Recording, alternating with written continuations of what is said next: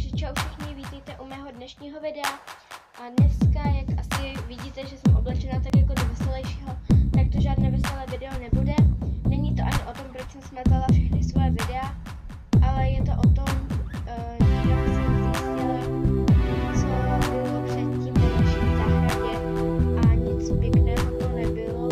A stalo se to tak, že já jsem jako šla, nebo včera jsem šla s mamkou prostě do restaurace a tak jsme si povídali o naší zahradě. No a já jsem se mamky ptala, jako jestli máme nějaké sousedy sem, protože je pořád večer. Dobrý. Tady platilo totiž sršení, já jsem se úplně lehla.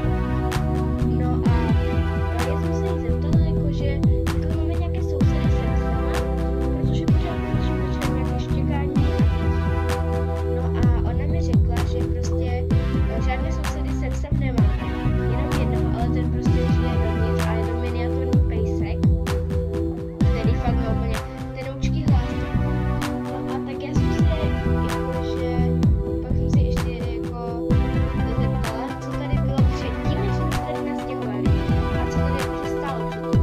No a ona mi řekla, že tady byla lékárna, tady jako byl ten lékárník, který si sám vyráběl ty léky na naší zahradě, že si je pěstoval různé byliny a tak jako to mě pěstoval.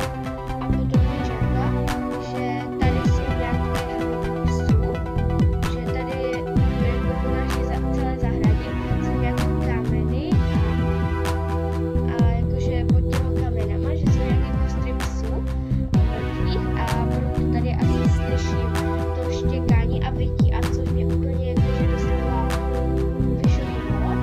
Takže proto jsem se rozhodla natočit tohle video, aby to tady bylo trochu zajímavější.